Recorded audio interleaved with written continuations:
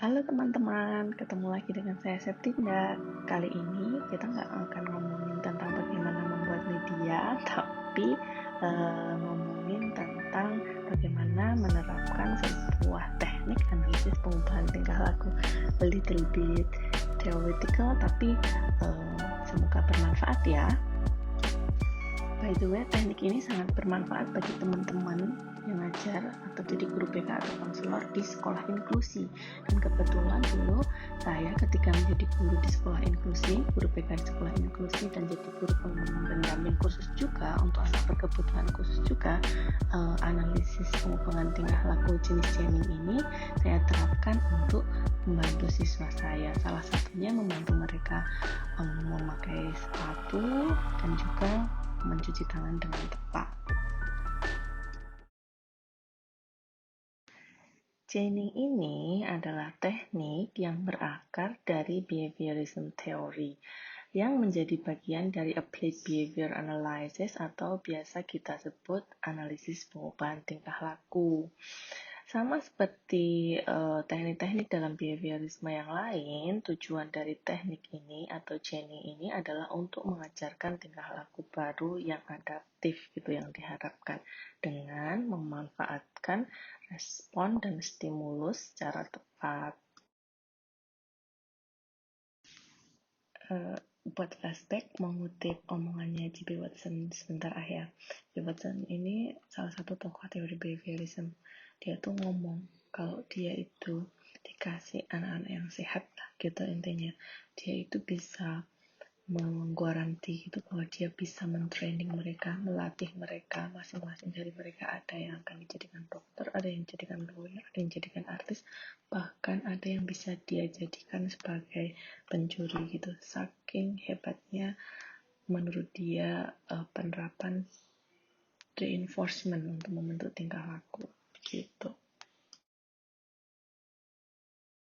Konsep dasar dari teknik chaining ini adalah dengan membagi sebuah perilaku menjadi perilaku-perilaku yang lebih kecil gitu, secara spesifik dirinci untuk dilatihkan per bagian.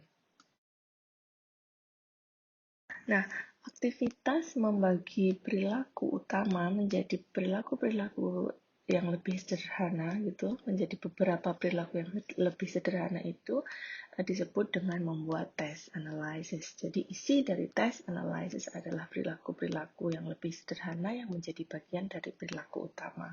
Begitu. Nah, di sini ada satu contoh tes analisis dari perilaku atau tingkah laku mencuci tangan gitu. Ternyata untuk mengajarkan mencuci tangan itu kita bisa rinci perilaku-perilaku yang menjadi bagian dari kegiatan atau aktivitas mencuci tangan. Misalnya yang pertama dari membuka keran, kemudian basahi tangan, kemudian mengambil sabun, mengusap tangan dengan sabun, membilas tangan yang ada sabunnya tadi, kemudian mematikan keran air, dan mengeringkan tangan gitu.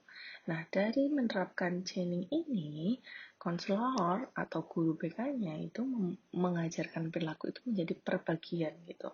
Pertama, membuka keran air dulu yang diajarkan. Kemudian baru membasahi tangan. Kemudian baru mengambil sabun dan seterusnya. Nah, di masing-masing bagian perilaku kecil ini, konselor memberikan reinforcement ketika dia berhasil atau tidak berhasil melakukan perilaku ini gitu. Misalnya ketika membuka keran air gitu. Ketika dia sudah sukses, maka kita kasih reinforcement. Begitu. Ketika dia belum sukses, maka dia diminta untuk mengulang lagi gitu. Hal pertama yang harus dilakukan oleh guru BK atau pendamping ketika menerapkan chaining ini, guru BK itu harus melatih dulu, memberi contoh dulu gitu. Secara utuh begitu. Misalnya dari awal sudah dijelaskan bahwa kita akan belajar mencuci tangan. Tahap-tahapnya itu ada 1-7 ini gitu. Di tahap paling awal, konselor membantu si anak memperagakan tingkah laku pertama sampai ke-7 ini secara berurutan gitu. Kemudian baru dilatihkan perbagian.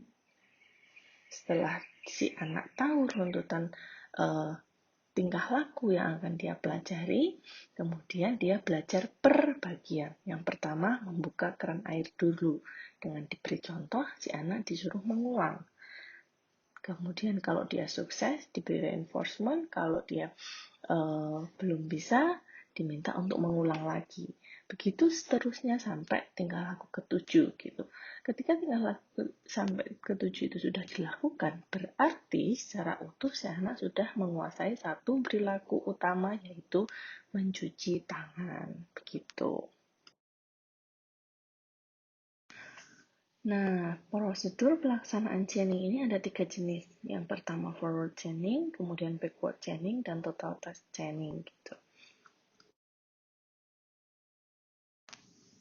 Contoh dari pelaksanaan forward chaining itu seperti yang saya jelaskan tadi ketika memberi contoh tingkah laku mencuci tangan.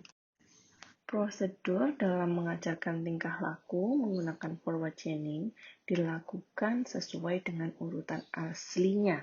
Maksudnya di sini anak diminta untuk mempelajari, mempraktikkan tingkah laku urutan nomor 1, kemudian kalau dia sukses diberi reinforcement. Kemudian ketika dia sukses, setelah diberi reinforcement, lanjut ke tingkah laku urutan kedua. Ketika dia sukses lagi, dia diberi reinforcement. Baru lanjut ke tingkah laku urutan yang ketiga dan seterusnya.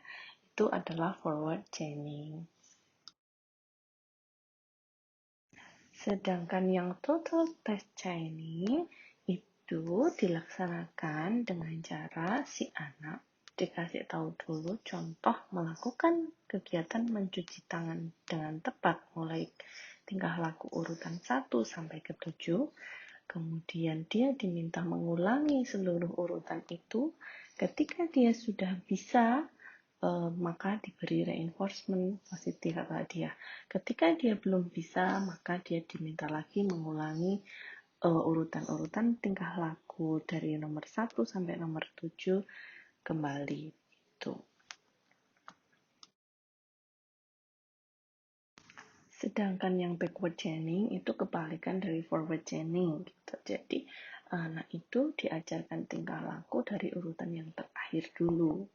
Baru urutan selanjutnya, misalnya dari urutan ke-7, ke-6, ke-5, ke-4, ke-3, ke-2, dan ke-1. Nah, reinforcement-nya diberikannya sama seperti forward chaining tadi per bagian. Ketika si anak bisa melakukan kegiatan urutan ke-7, diberi reinforcement, baru lanjut kegiatan atau tingkah laku urutan ke-6. Begitu. Nah, penjelasan yang terakhir yaitu tentang faktor-faktor yang menentukan keberhasilan chaining. Karena dalam pelaksanaan chaining itu tes analisis itu menjadi bagian inti, maka kelengkapan dan kejelasan tes analisis itu adalah faktor utama yang menentukan keberhasilan chaining gitu. Kemudian yang kedua panjang atau pendeknya tes analisis gitu kan. Ada perilaku yang kompleks banget begitu, yang tes analisisnya bisa sampai lebih dari 10 gitu urut-urutannya, dan itu akan membuat si anak selain burnout juga terlalu susah untuk dipelajari dan terlalu lama begitu.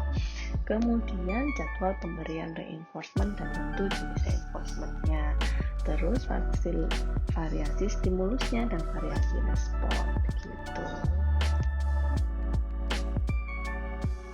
Oke teman-teman, itu tadi penjelasan saya tentang penerapan teknik chaining. Semoga bermanfaat ya. See you, bye.